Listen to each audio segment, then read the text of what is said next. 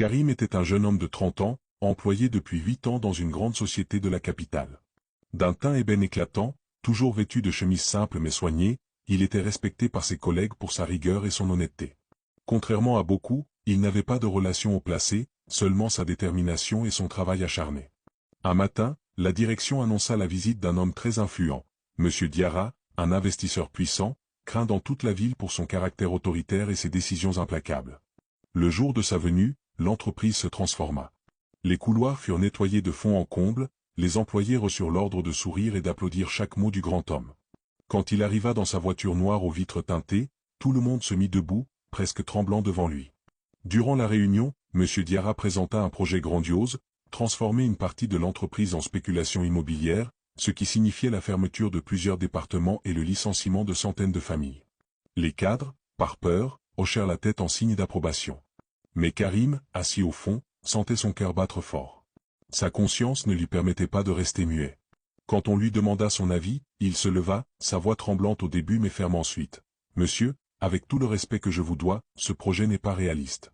Il met en danger l'avenir de l'entreprise et condamnera des familles entières à la misère. Nous ne pouvons pas sacrifier les gens pour des profits rapides. » Un silence lourd s'installa. Tous les regards se tournèrent vers lui, effrayés.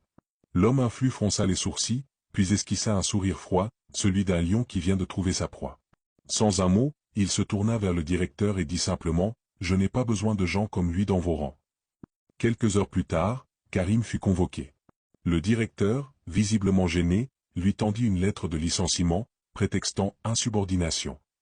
Karim serra le papier dans sa main, le cœur brisé, mais il garda la tête haute. En quittant l'immeuble, il savait qu'il venait de perdre son emploi, mais pas sa dignité. Dans ses yeux brillait une certitude, la vérité peut coûter cher, mais elle reste toujours la plus grande richesse d'un homme.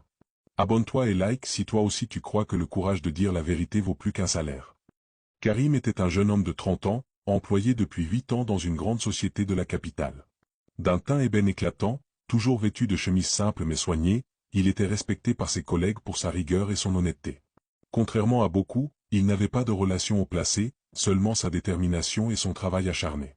Un matin, la direction annonça la visite d'un homme très influent, M. Diarra, un investisseur puissant, craint dans toute la ville pour son caractère autoritaire et ses décisions implacables. Le jour de sa venue, l'entreprise se transforma.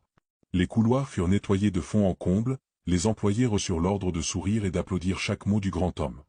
Quand il arriva dans sa voiture noire aux vitres teintées, tout le monde se mit debout, presque tremblant devant lui. Durant la réunion, M. Diarra présenta un projet grandiose, transformer une partie de l'entreprise en spéculation immobilière, ce qui signifiait la fermeture